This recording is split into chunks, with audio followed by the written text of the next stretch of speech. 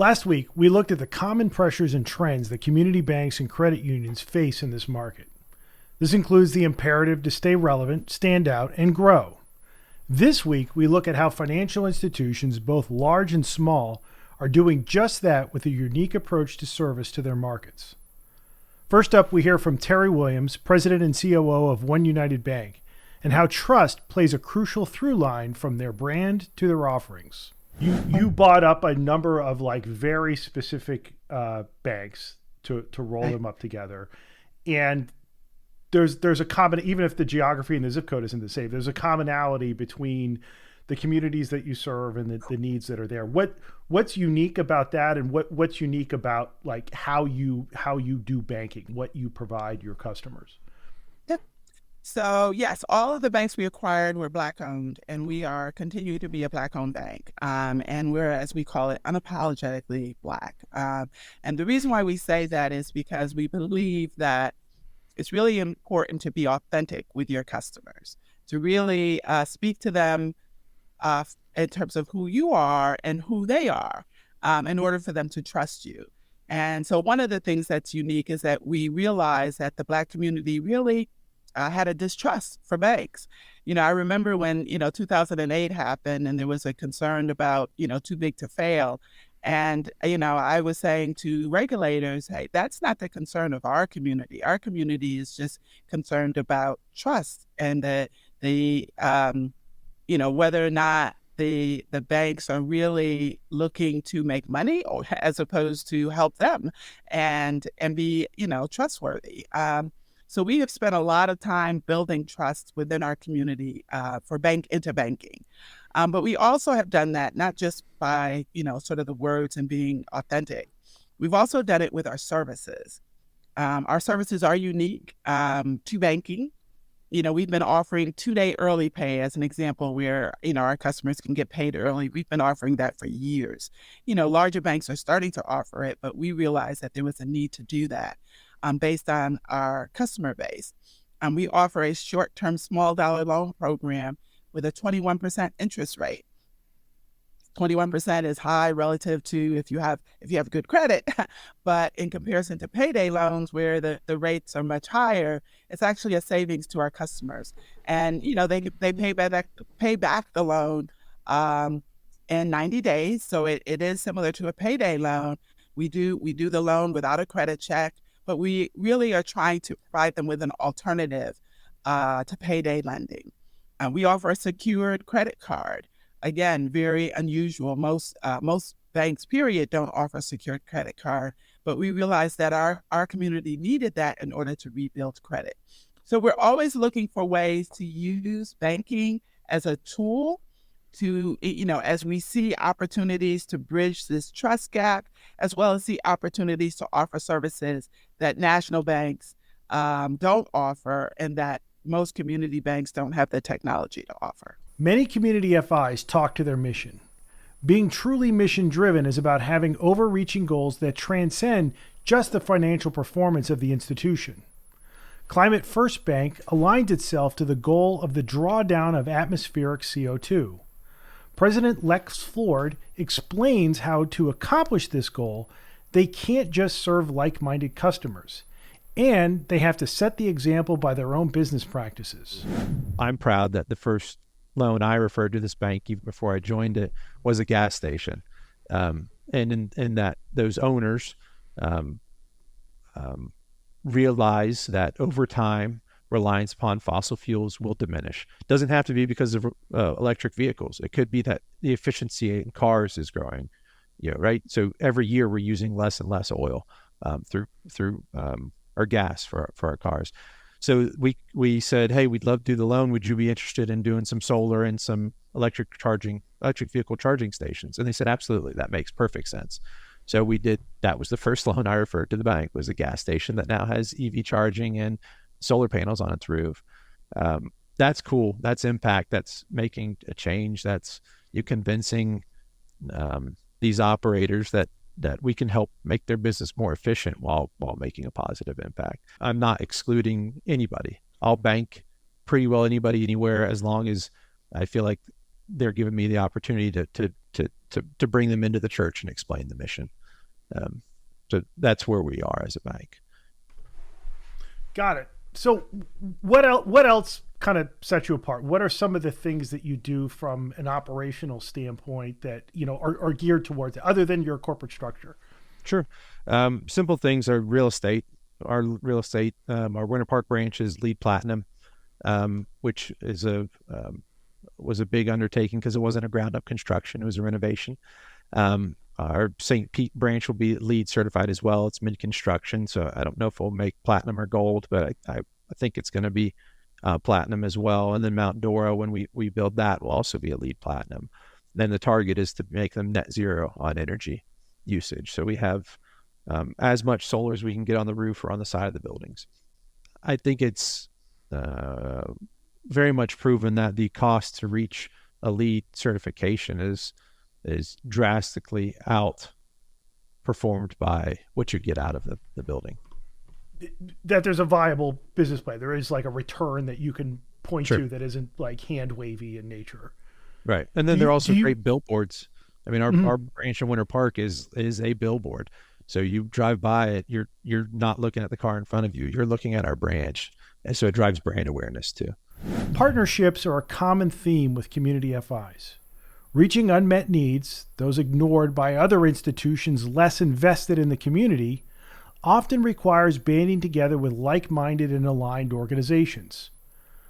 Making those solutions beyond just bringing the capital to the table often takes investing in untapped capacities. Community First Fund brings their expertise to not only their direct customers, but to the organizations and entrepreneurs that serve those critical needs of the community.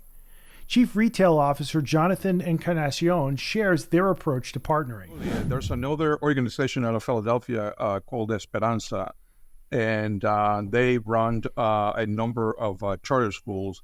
And right now, we're also providing access to capital to that nonprofit organization to, again, also put in place charter school. And again, going back to my comment about social determinants of health, education is one of those domains that's also very incredibly important. So again, when you look at the portfolio of the work that we have done, especially partnering with those anchor institutions that do work in very stressed community, you will see that we have funded federally qualified health clinic to provide access to healthcare.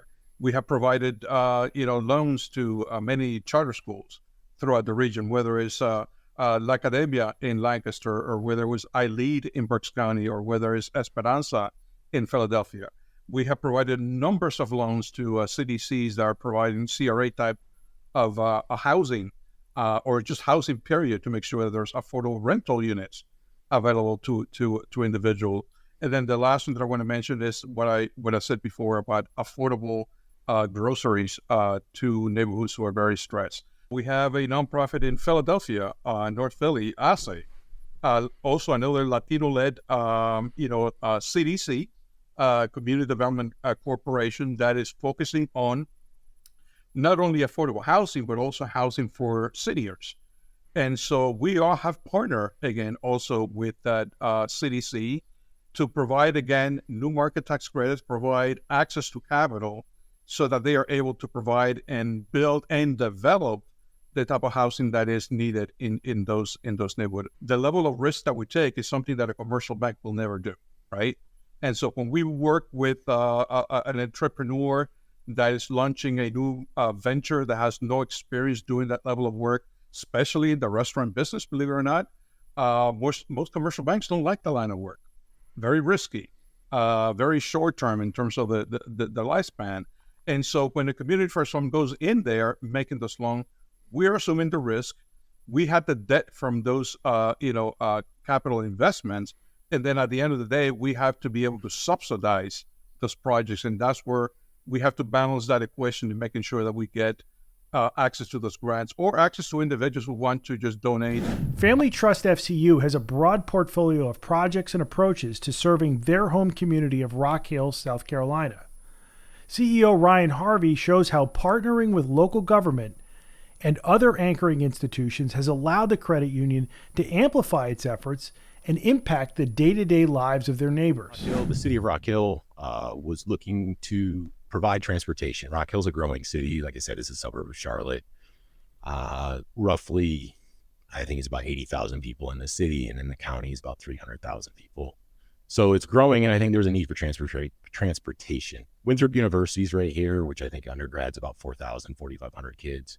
So you're starting to see a need for just getting around. So the city of Rock Hill proposed all of that electric bus system in the city to provide people the ability to get to work, get to class, get to the grocery store, whatever they needed in a growing city. Ourselves, along with Winthrop and Piedmont Medical, which is the hospital here, became the key sponsors along with the city to provide that bus system for free. And so that's a huge thing. We're giving back to the community to make sure people do have the ability to get to work. They do have the ability to get to the doctor. They do have the ability to get to school. They have the ability to get around town, and they're not handcuffed by maybe not having a car. The bus stops right down the road from me, and there is 20, 30, 40, 50 people every hour on the hour getting on the bus, moving the bus. So to have that impact and be able to provide transportation with people that previously either were walking, riding a bike, or whatever, goes a long way into helping our community do better and to excel. We have a pretty good relationship with the mayor. He's always been a pretty good proponent of us. So when the opportunity came about, he approached us. We do take pride, and we are the only financial institution headquartered in Rock Hill, South Carolina. I think that went a long way. We've been here since 1957. He approached us knowing that we were headquartered here, that we were kind of the footprint financial institution. There's tons of competition here, but nobody's headquartered here. So they approached us. We felt like it was a great opportunity to give back to the community. It's another way. And we've been doing that since 2018. So that's a little bit longer even than the foundation. But that kind of aligns with, I'm not saying it was a prerequisite to the foundation, but again, it gets you thinking on how do you make an impact, and how can you do things a little bit different?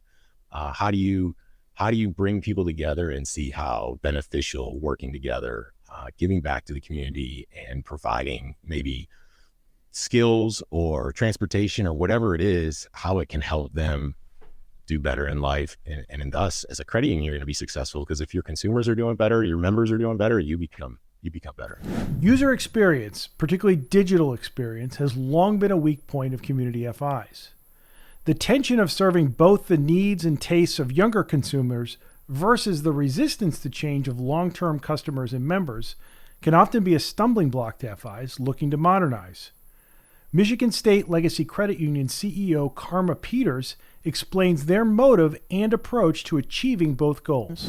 What would members not be able to do, or how would it be done differently if we converted our branches to video branches and took out our teller lines? What would that look like?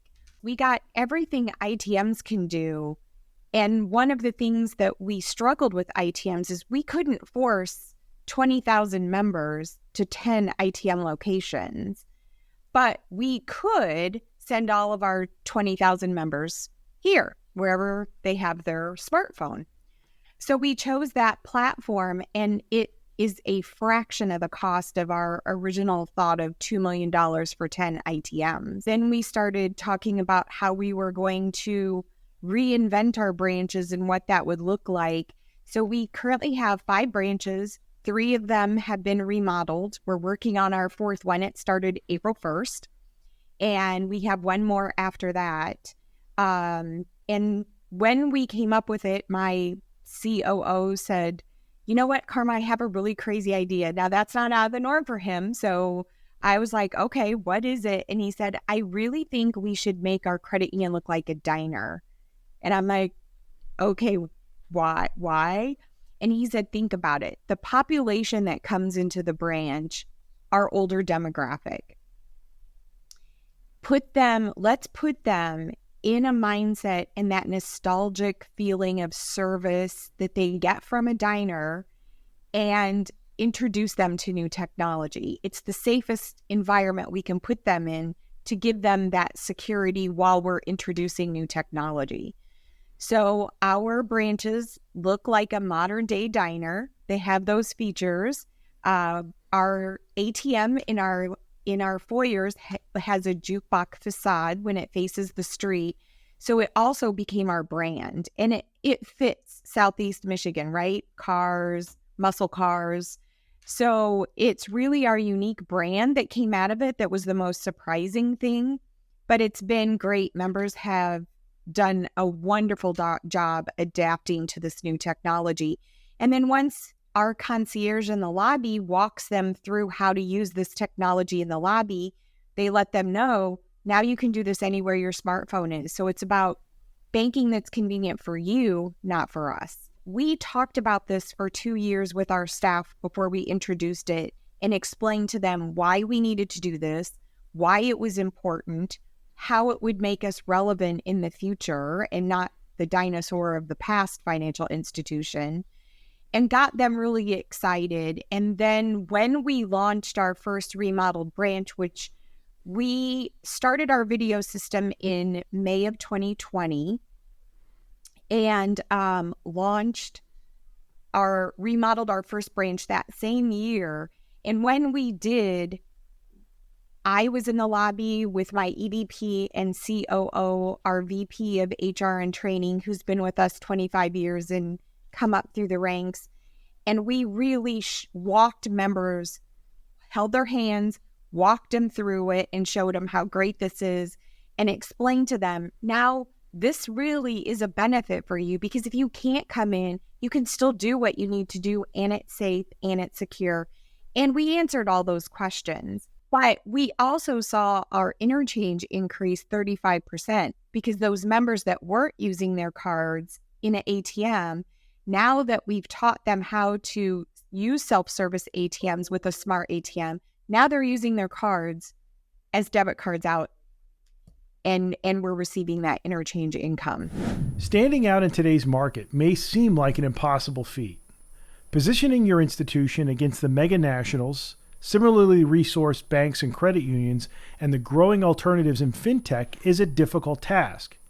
However, we've seen in even these few examples that there's ample opportunity with not only what you provide your market, but also how and why you do it in the first place.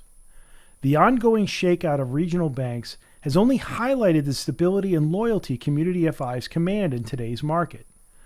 By focusing and even doubling down on the ways you uniquely serve your customers and members can not only provide a formidable defense, it can provide the engine of growth needed for long-term stability our country needs from community FIs.